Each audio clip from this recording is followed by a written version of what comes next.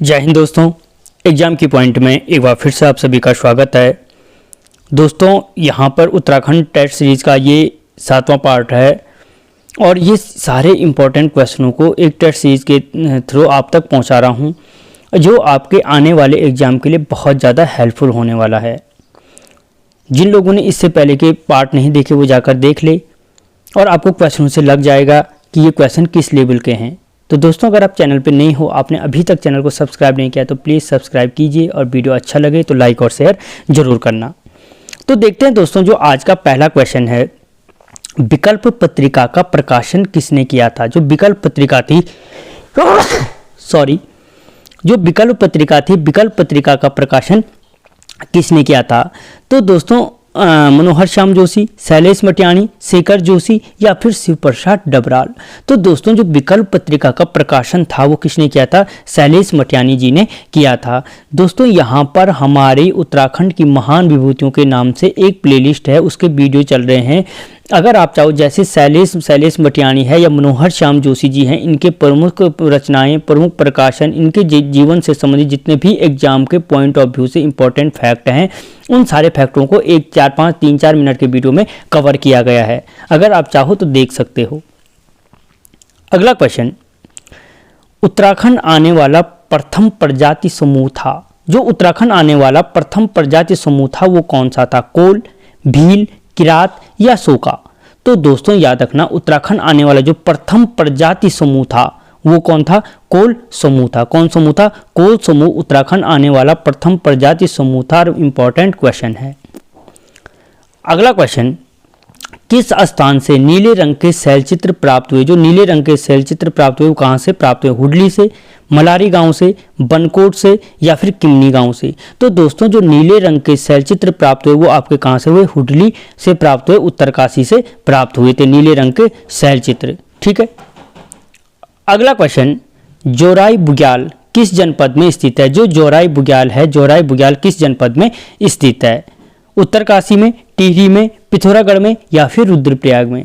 तो दोस्तों जो जोराई बुग्याल है वो आपके क्या है, टिहरी जनपद में स्थित है। कहाँ पे है, टिहरी जनपद में स्थित है। दोस्तों इन क्वेश्चनों की सारी वीडियो मैं आपको पहले प्रोवाइड करा चुका हूँ, जहाँ प्रत्येक टॉपिक वाइज, अगर जो बुग्याल वाला है उनमें सारे उत्तराखंड के जितने भी बुग्याल हैं वो कवर होंगे। ग्लेशियर वाला है उसमें सारे ग्लेशियर क्या होंगे, कवर होंगे। अगला क्वेश्चन, कुषाणकालीन मुद्राएं किस स्थान से प्राप्त हुई। जो किस स्थान नहीं हुई, कुषाणकालीन जो मुद्राएं हैं वो किस स्थान से प्राप्त नहीं हुई थी, वीरभद्र से, मोरध्वज से, गोविशाण से या फिर अल्मोड़ा से। तो दोस्तों याद रखना, जो कुषाणकालीन मुद्राएं कहाँ से नहीं हुई, अल्मोड़ा से प्राप्त नहीं हुई थी। जबकि वीरभद्र ऋषिकेश से, मोरध्वज कोटद्वार से, गोविशाण काशीपुर से क्या हुई थी, कुषाणकालीन मुद्राएं प्राप्त हुई थी। ठीक है, इन तीनों स्थान से क्या हुई थी, कुषाणकालीन मुद्राएं प्राप्त हुई थी। अगला क्वेश्चन, लोक संस्कृति दिवस किसके जन्मदिन पर मनाया जाता है। जो लोक संस्कृति दिवस था वो किसके जन्मदिन पर मनाया जाता है, देवकी नंदन, इंद्रमणि बडोनी, बद्रीदत्त पांडे या श्रीदेव सुमन। तो दोस्तों जो लोक संस्कृति दिवस मनाया जाता है इंद्रमणि बडोनी जी के जन्मदिन पर मनाया जाता है। कब, 24 दिसंबर को मनाया जाता है। ठीक है, या अगर पूछा जाए कि 24 दिसंबर को लोक संस्कृति दिवस किसके जन्मदिन पर मनाया जाता है, तो इंद्रमणि बडोनी जी के जन्मदिन पर मनाया जाता है। और उत्तराखंड के गांधी के नाम से किसको जाना जाता है, इंद्रमणि बडोनी जी को जाना जाता है। ठीक है। अगला क्वेश्चन, जगत सिंह चौधरी जी को आर्यभट्ट सम्मान कब मिला। जो जगत सिंह चौधरी जी को आर्यभट्ट सम्मान कब मिला, 2000 में, 2002 में, 2004 में या 2006 में। तो दोस्तों जो जगत सिंह चौधरी जंगली जी को आर्यभट्ट सम्मान दिया गया था वो कब दिया गया, 2006 में दिया गया। या अगर क्वेश्चन पूछा जाता है कि मिश्रित खेती का मॉडल किसने दिया था, तो फिर आंसर हो जाएगा जगत सिंह चौधरी जंगली ने दिया था। या जगत सिंह चौधरी जी का संबंध किस जनपद से है, तो रुद्रप्रयाग जनपद से है। ठीक है, ये 3 क्वेश्चन यहाँ पे देख लो। अगला क्वेश्चन, सोना नदी वन्य जीव विहार किस जनपद में स्थित है। जो सोना नदी वन्य जीव विहार है वो किस जनपद में स्थित है, पौड़ी में, टिहरी में, चमोली में या पिथौरागढ़ में। तो दोस्तों जो सोना नदी वन्य जीव विहार है वो आपके पौड़ी जनपद में स्थित है। ठीक है, किस जनपद में है सोना नदी वन्य जीव विहार, पौड़ी जनपद में स्थित है। और अगर क्वेश्चन पूछा जाए कि इसकी स्थापना कब हुई थी तो याद रखना 1987 में सोना नदी वन्य जीव विहार की स्थापना की गई थी। कब? 1987 में। ठीक है। यह पक्षियों का स्वर्ग कौन सा वन्य जीव विहार कहलाता है? तो फिर आंसर हो जाएगा सोना नदी वन्य जीव विहार क्या कहलाता है? पक्षियों का स्वर्ग कहलाता है। ठीक है। अगला क्वेश्चन, काली कुमाऊं का शेर कहलाता है। जो काली कुमाऊं का शेर किसे कहा जाता है? देवकीनंदन को, हरगोविंद पंत को, हर्षदेव ओली को या बद्रीदत्त पांडे को? तो दोस्तों काली कुमाऊं के शेर के नाम से किसको जाना जाता है? हर्षदेव ओली जी को जाना जाता है। किस नाम से? काली कुमाऊं का शेर। अगला क्वेश्चन, सात खून माफ नाम से किस मेले को जाना जाता है? गिंडी मेले को, देवी धुरा को, सोमेश्वर मेले को या शालदेव बिखोती को? तो दोस्तों जो सात खून माफ नाम से जाना जाता है वो किसको जाना जाता है? गिंडी मेले को जाना जाता है। ठीक है। किस मेले को? गिंडी मेले को सात खून माफ नाम से जाना जाता है। अगला क्वेश्चन, तरुण कुमाऊं पत्रिका का संपादन किया। जो तरुण कुमाऊं पत्रिका है उसका संपादन किसने किया था? मनोहर श्याम जोशी ने, शैलेश मटियानी ने, मुकुंदी लाल ने या शिव प्रसाद डबराल ने? तो दोस्तों जो तरुण कुमाऊं पत्रिका का संपादन किया था वो किसने किया था? बैरिस्टर मुकुंदी लाल ने किया था। किसने किया था? बैरिस्टर मुकुंदी लाल ने तरुण कुमाऊं पत्रिका का संपादन किया था। और अगर कभी क्वेश्चन पूछा जाता है कि तरुण कुमाऊं पत्रिका का संपादन कब किया गया था तो याद रखना 1922 में किया था। किसने किया था? मुकुंदी लाल ने किया था। कहां से किया था? तो लैंसीडाउन से किया था। कहां से किया था? लैंसीडाउन से किया था। ठीक है। तरुण कुमाऊं पत्रिका का संपादन 1922 में लैंसीडाउन से बैरिस्टर मुकुंदी लाल ने किया था। ठीक है। अगला क्वेश्चन, हर्षवंती बिष्ट ने नंदा देवी पर्वत का सफल आरोहण कब किया था? जो पहली चीज, नंदा देवी के पर्वत का सफल आरोहण हर्षवंती बिष्ट ने कब किया था? 1980, 81, 82 या फिर 83 में? तो दोस्तों जो हर्षवंती बिष्ट ने नंदा देवी का सफल आरोहण किया था 1981 में किया था। कब किया था? 1981 में। और अगर पूछा जाए कि नंदा देवी का सफल आरोहण करने वाले हर्षवंती बिष्ट जी का संबंध किस जनपद से है तो फिर आंसर हो जाएगा पौड़ी जनपद से संबंधित है। ठीक है। अगला क्वेश्चन, बंगाल सैंपर्स एंड माइनर्स की स्थापना कब की गई? ठीक है। तो देहरादून में। अच्छा, कहाँ की गई? कहाँ की गई? अब कब की गई है तो इसमें ऑप्शन ए कब की गई वो भी बता दूंगा। तो बंगाल जो सैंपर्स एंड माइनर्स की स्थापना की गई थी देहरादून में, रुड़की में, कोटद्वार में या लैंसीडाउन में? तो कहाँ की गई थी? रुड़की में की गई। और अगर ये क्वेश्चन था जो कि कब की गई तो याद रखना दोस्तों 1853 में की गई। कब की गई? 1853 में की गई। ठीक है। अगला क्वेश्चन, कुमाऊं का खुजराहो कहलाता है। जो कुमाऊं का खुजराहो कहलाता है वो किसको कहा जाता है? द्वारहाट को, जागेश्वर को, विभांडेश्वर को या नंदा देवी परिसर को? तो दोस्तों जो कुमाऊं का खुजराहो कहलाता है वो द्वारहाट को कहा जाता है। किसको कहा जाता है? द्वारहाट को, अल्मोड़ा। ठीक है। द्वारहाट को क्या कहा जाता है? कुमाऊं का खुजराहो के नाम से जाना जाता है। अगला क्वेश्चन, नगाड़े खामोश हैं नाटक के रचनाकार हैं। नगाड़े खामोश हैं नाटक के रचनाकार कौन है?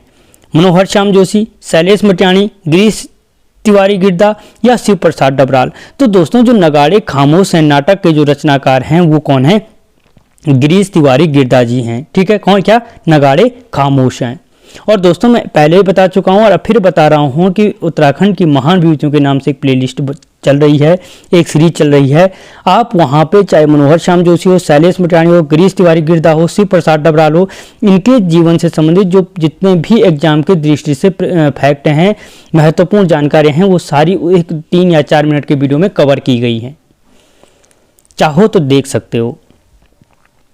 अगला क्वेश्चन, चंदू के समय भूमि मालिक कहलाता था। जो चंदू के समय का जो भूमि मालिक था वो क्या कहलाता? थातवान, खाईकर, सिरतान या कैनी? तो दोस्तों जो चंदुओं के कार्यकाल में भूमि मालिक होता था वो क्या कहलाता था? थातवान कहलाता था। और थातवान यानी जो भूमि मालिक जो जिसको भूमि देता था क्या करता था? भूमि देता था, उससे कर लेता था तो वो कहलाता था खाईकर। खाईकर जिसको भूमि देता था वो किस नाम से जाना जाता था? सिरतान के नाम से जाना जाता था। और सिरतान के खेतों में जो काम करता था वो कैनी के नाम से जाना जाता था। यानी जो नगद टैक्स पे करता था वो क्या हो गया? सिरतान हो गए। और जो सिरतान के खेतों में दिहाड़ी में काम करता था वो कैनी हो गए। ठीक है। अगला क्वेश्चन, गढ़वाल का अशोक कहलाता फतेह शाह, अजयपाल, सहजपाल या जगतचंद। तो दोस्तों जो गढ़वाल का अशोक कहलाता है वो किसके नाम से, अजयपाल को जाना जाता है। और क्यों जाना जाता है कि जब अशोक ने 52 गढ़ों का एकीकरण किया था तो जो कफू चौहान था, उप्पूगढ़ अंतिम, ठीक है, तो कफू चौहान ने इसकी अधीनता को स्वीकार नहीं किया, जिससे दोनों के मध्य युद्ध हुआ। भले ही कफू चौहान मारे गए लेकिन उनकी वीरता को देखकर अजयपाल द्रवित हो गए और उन्होंने क्या कर दिया, राजपाट युद्ध करना छोड़ दिया। और किसकी तरह, अशोक की तरह। इसीलिए उनको क्या कहा जाता है, गढ़वाल का अशोक कहलाता है। ठीक है, इसलिए अगर ये सारी कहानी समझा दी तो गढ़वाल का अशोक कभी नहीं भूलोगे। अगला क्वेश्चन, गोरखा काल में ब्राह्मण दास कहलाते थे। गोरखा काल में जो ब्राह्मण दास थे वो किस नाम से जाने जाते थे, आसामी, कैनी, गुलदार या कठुआ। तो दोस्तों जो गोरखा काल में जो ब्राह्मण दास थे वो जाने जाते थे किसके नाम से, कठुआ के नाम से जाने जाते थे ब्राह्मण दास। अगला क्वेश्चन, 80 साला बंदोबस्त कब हुआ था। 80 साला बंदोबस्त 1820 में, 1821 में, 1822 में या फिर 1823 में। तो दोस्तों जो 80 साला बंदोबस्त कब हुआ था, 1823 में हुआ था। या अगर पूछा जाए किस कमिश्नर के भूमि बंदोबस्त को 80 साला बंदोबस्त कहा जाता है, तो याद रखना विलियम ट्रेल जो द्वितीय कमिश्नर हुए हैं उनके जो बंदोबस्त है उस बंदोबस्त को क्या कहा जाता है, 80 साला बंदोबस्त कहा जाता है।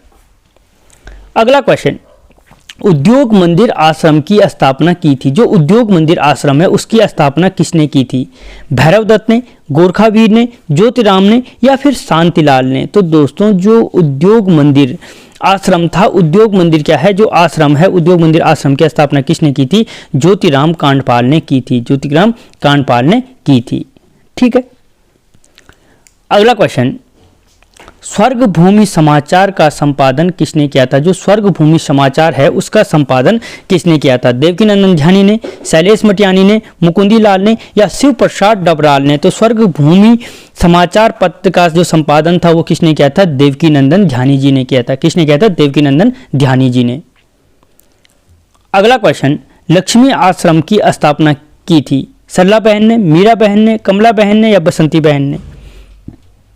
तो दोस्तों जो लक्ष्मी आश्रम की स्थापना थी किसने की थी, सरला बहन ने की थी। और इनका जो मूल नाम था वो क्या था, मिस कैथरीन हार्लमन।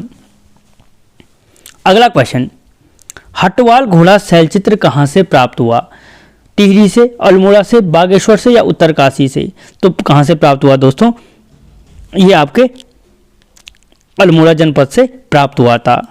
अगला क्वेश्चन, खेट पर्वत अनशन कितने दिन हुआ, ठीक है, या खेट पर्वत अनशन अगर पूछा जाए कितने दिन तक चला था, तो दोस्तों याद रखना जो खेट पर्वत अनशन था वो कितने दिन तक, 32 दिन तक चला था। या अगर क्वेश्चन पूछा जाता है कि खेट पर्वत अनशन किससे संबंधित था, तो याद रखना जो गैरसैंण राजधानी है, गैरसैंण राजधानी से संबंधित था क्या, खेट पर्वत अनशन। या पूछा जाता है कि परियों का देश किसे कहा जाता है, तो याद रखना खेट पर्वत को क्या कहा जाता है, परियों का देश कहा जाता है। और जो खेट पर्वत है आपके कहाँ पे है, टिहरी जनपद में स्थित है। किस जनपद में स्थित है, टिहरी जनपद में स्थित है खेट पर्वत। ठीक है, अगला क्वेश्चन, राज्य सेवाओं में जनजातियों को आरक्षण है। जो राज्य की जनजातियां हैं, ठीक है, राज्य की उन जनजातियों को राज्य सेवाओं में कितना आरक्षण प्राप्त है, 2%, 4%, 6% या फिर 8%। तो दोस्तों याद रखना जो जनजातीय समूह हैं, जनजातियां हैं, उनको कितना परसेंट प्राप्त है आरक्षण, 4% आरक्षण प्राप्त है राज्य सेवाओं में। ठीक है, तो दोस्तों आपको क्वेश्चन कैसे लगे मुझे कमेंट बॉक्स में जरूर बताना। अगर अभी तक सब्सक्राइब नहीं किया है तो सब्सक्राइब कर लेना और वीडियो अच्छा लगे तो लाइक और शेयर जरूर करना। मिलता हूँ अगले वीडियो में, तब तक जय हिंद।